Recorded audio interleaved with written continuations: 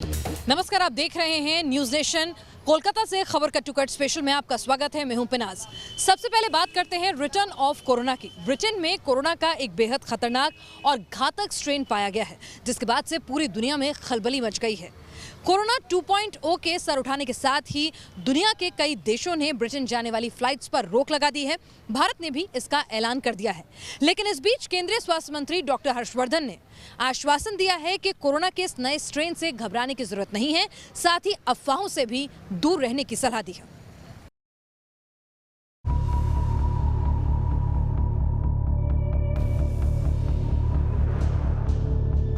क्या दुनिया में एक बार फिर लॉकडाउन लगने वाला है? क्या बाजार, दुकान, शहर और गांव सब कुछ फिर बंद होने वाले हैं? इन सवालों की वजह है कोरोना वायरस का नया स्ट्रेन, एक ऐसा स्ट्रेन जो बेहद खतरनाक माना जा रहा है। यानी कोरोना वायरस 2.0 से एक बार फिर दुनिया हलकान हो गई।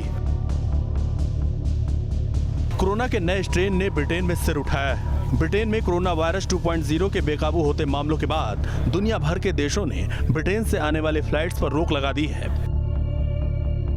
Bharat, Germany, France, Spain, Italy, Canada, Israel, Netherland और बेल्जियम ने ब्रिटेन से आने वाली फ्लाइट पर रोक लगा दी है। भारत ने आज रात 12 बजे के बाद से ब्रिटेन से आने वाली फ्लाइट्स पर रोक लगा दी है। 31 दिसंबर तक सभी ब्रिटिश फ्लाइट्स पर रोक रहेगी। वहीं आज ब्रिटेन से आने वाले सभी यात्रियों का RT-PCR टेस्ट होगा। ब्रिटेन में वैक्सीनेशन ड्राइव के 12 दिन भी नहीं हुए कि कोरोना वायरस का नया अवतार सामने आ गया और वायरस का 2.0 वर्जन अपने पुराने वर्जन से ज्यादा अपडेटेड और ज्यादा ताकतवर साबित हुआ। नए स्ट्रेन के मद्देनजर लंदन समेत कई इलाकों में फिर से लॉकडाउन लगा दिया गया है। लॉकडाउन की पाबंदियां क्रिसमस के दौरान भी लागू रहेंगी। कोरोना का नया स्ट्रेन इटली, डेनमार्क, ऑस्ट्रेलिया में भी फैल गया है। दक्षिण अफ्रीका और नीदरलैंड में भी कोरोना का नया स्ट्रेन फैल चुका है। लॉकडाउन करना चाहिए, नहीं करना चाहिए, ये सब बात का बात है, लेकिन अभी देखना चाहिए जो सर्वेलेंस जारी है उसी से हमें पता चलेगा कि इन्फेक्शन का कंट्रोल और सर्वेलेंस जो नेशनल सीरो सर्वेलेंस होता है उसे भी पता चला कि ठीक है, बड़े हैं थोड़ा बहुत, लेकिन बहुत सारे स्टेट्स है जिसमें एपिडेमिक कर्व जिस को हम कहते हैं वो भी नीचे आ चुका है। कोरोना के जिस नए वर्जन से पूरी दुनिया सख्ते में है, उस नए वायरस की सबसे पहले एनाटॉमी यानी पूरी ABCD जान लीजिए। कोरोना के नए स्ट्रेन में 17 बड़े बदलाव देखे जा रहे हैं। इसके स्पाइक प्रोटीन में सबसे बड़ा बदलाव हुआ है। स्पाइक प्रोटीन में वायरस शरीर की कोशिकाओं में घुसता है। नया वायरस पहले के मुकाबले 70% ज्यादा संक्रामक हो गया है। नए वायरस का नाम VUI 20201201 है। पूरी दुनिया के साथ हिंदुस्तान में भी कोरोना वायरस के नए स्ट्रेन पर सरकार की पैनी नजर है। देश के स्वास्थ्य मंत्री डॉक्टर हर्षवर्धन ने लोगों को भरोसा दिया है कि घबराने की जरूरत नहीं है। मैं सिर्फ आपसे सबसे ये कहूँगा कि अभी ये सब इमेजिनरी सिचुएशंस, इमेजिनरी बातें, इमेजिनरी पैनिक, इन सब के अंदर आप अपने आप को मत उलझाइए। सरकार हर बात के लिए पूरी तरह से सजग है। कोरोना वायरस ने पूरे साल दुनिया भर में कोहराम मचाए रखा और अब जब इस जानलेवा बीमारी की रोकथाम के लिए वैक्सीन आने वाली है, तब कोरोना के नए वर्जन का संक्रमण एक बार फिर खतरे की घंटी है। Team news nation.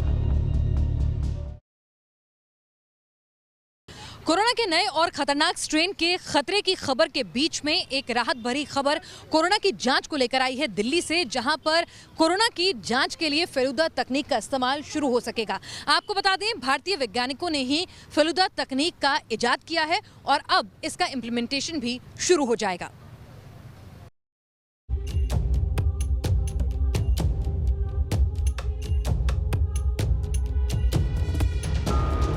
सिर्फ 30 मिनट में कोरोना की सटीक जांच।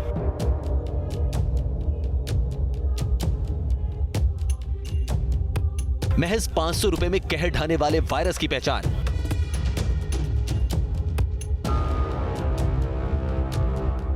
अब दिल्ली में होगी फेलुदा किट से कोरोना जांच। न महंगी मशीनों की जरूरत, न लंबा इंतजार, नतीजे भी 100% तसल्ली बख्श। कोरोना संक्रमण की जांच के लिए अब 100% देसी तकनीक से विकसित फेलुदा किट्स तैयार हैं। दिल्ली में फेलुदा किट्स के जरिए कोरोना संक्रमितों की जांच की प्रक्रिया चल रही है। ये बेहद सस्ता पेपर बेस्ड स्ट्रिप टेस्ट है। इसमें रोगी का सैंपल डालने पर इसका कलर बदल जाएगा। पैथ लैब में भी इस्तेमाल किया जा सकता है। इसे council of scientific and industrial research ने टाटा ग्रुप की रिसर्च टीम के साथ बनाया है। ये तकनीक कोरोना वायरस के जेनेटिक मटेरियल को पहचानने में मददगार है। ये टेस्ट RT-PCR टेस्ट जितना ही सटीक प्रमाण देता है। पूरी दुनिया में अभी तक RT-PCR ही कोविड-19 के टेस्ट में कारगर माना जाता है, लेकिन अब फेलुदा एक ऐसा विकल्प बनकर सामने आया है जो जल्दी नतीजे देने के साथ ही काफी सस्ता भी है। CSIR research team genome diagnostic और थेराप्टिक्स के लिए स्किल सेल मिशन पर काम कर रही थी और इसी दौरान उन्होंने नई टेस्ट किट बनाई। इस किट का नाम फेलुदा क्यों रखा गया, इसकी भी वजह है। दरअसल टेस्ट किट को तैयार करने वाली टीम को लीड कर रहे डॉक्टर देवज्योति चक्रवर्ती और सौविक मैत्री ने इसका नाम फेलुदा रखा है। फेलुदा फिल्म मेकर सत्यजीत रे के काल्पनिक जासूसी चरित्र का नाम है। डॉक्टर देवज्योति सत्यजीत रे के फैन रहे हैं। Team news nation. जिक्र AMU का हो और विवाद ना हो, ऐसा मुमकिन कम ही होता है। दरअसल AMU का शताब्दी समारोह है 22 दिसंबर को, जिसमें प्रधानमंत्री नरेंद्र मोदी शिरकत करने वाले हैं और इस कार्यक्रम को लेकर यूनिवर्सिटी में तैयारियां भी जोर शोर से चल रही हैं। लेकिन प्रधानमंत्री के इस कार्यक्रम में शामिल होने से पहले अलीगढ़ मुस्लिम यूनिवर्सिटी में खलबली मच गई है। छात्रों का एक गुट प्रधानमंत्री के इस कार्यक्रम में आने को लेकर लगातार विरोध कर रहा है और अब तो इतिहासकार इरफान हबीब भी खुलकर उनके विरोध में सामने आ गए हैं। हिंदुस्तान के पुराने कल्चर को मिसरीड कर रहे हैं, तो ये तो कोई यूनिवर्सिटी के लिए इज्जत की बात नहीं मालूम होती मुझे। सुना आपने, ये है प्रोफेसर इरफान हबीब, अलीगढ़ मुस्लिम यूनिवर्सिटी के प्रोफेसर एमिरेट्स। प्रधानमंत्री मोदी को लेकर इनकी क्या सोच है, जरा फिर से सुनिए। स्कॉलर्स आते हैं, यहाँ यूनिवर्सिटी है,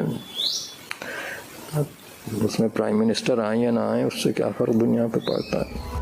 सुना आपने, बुरा लगा ना? जब देश के प्रधानमंत्री के लिए इस तरह के शब्दों का इस्तेमाल होता है तो बुरा लगना लाजमी है। दोबारा सुनिए, प्रधानमंत्री को लेकर प्रोफेसर इरफान हबीब क्या सोचते हैं। स्कॉलर्स आते हैं, यहाँ यूनिवर्सिटी है, उसमें प्राइम मिनिस्टर आए या ना आए उससे क्या फर्क दुनिया पे पड़ता है। और ख़ासतौर ऐसे प्राइम मिनिस्टर आए जो हिंदुस्तान के पुराने कल्चर को मिसरीड कर रहे हैं,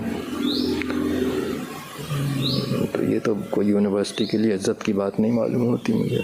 हमेशा से RSS का तो ये तरीक़ा ही रहा है, आज़ादी से पहले भी रहा, जब अंग्रेज़ नहीं बल्कि मुसलमान उनके दुश्मन थे, अब भी मुसलमान उनके दुश्मन हैं। 56 साल बाद देश के प्रधानमंत्री AMU के दीक्षांत समारोह में शिरकत कर रहे हैं। कॉन्क्लेव 22 दिसंबर को होना है, तैयारी पूरी हो चुकी है। PM मोदी वीडियो कॉन्फ्रेंसिंग के जरिए शताब्दी समारोह को संबोधित करेंगे, साथ ही एक डाक टिकट का भी विमोचन करेंगे। 1964 के बाद पहली बार AMU के कार्यक्रम में कोई प्रधानमंत्री शामिल होगा, लेकिन चंद लोग PM का विरोध करने और उन्हें काला झंडा दिखाने का दावा कर रहे हैं। मतलब AMU में प्रधानमंत्री के आने पर घमासान तेज हो रहा है। इरफान हबीब साहब के ये अपने पर्सनल व्यूज़ हैं कि उन्हें आना चाहिए या नहीं जाना चाहिए। जहाँ तक मेरा अपना सवाल है, मैं तो ये दावे से कहता हूँ कि बिल्कुल इनका वेलकम इस्तकबाल करना चाहिए। अलीगढ़ मुस्लिम यूनिवर्सिटी के अंदर सभी हिंदुस्तानियों को इसका वेलकम करना चाहिए। ये बहुत अच्छी बात है और प्रधानमंत्री पूरे देश के प्रधानमंत्री हैं, वो ऐसा नहीं कि किसी एक पार्टी के। मोदी जी देश के चुने हुए लोकप्रिय प्रधानमंत्री हैं। ये पूरा प्रकरण बहुत क्षोभयुक्त है। यह जनादेश का नितांत अनादर है, उस विविधता का नितांत अनादर है। ये भारत और भारतीयता की आत्मा का विरोध है। AMU के शताब्दी समारोह में प्रधानमंत्री की शिरकत को लेकर हंगामा जोरों पर है, लेकिन इस विरोध से वो सब लोग बेपर्दा हो रहे हैं जो अपने फायदे के लिए लोगों को बरगलाने तक से नहीं चूकते। Team news nation.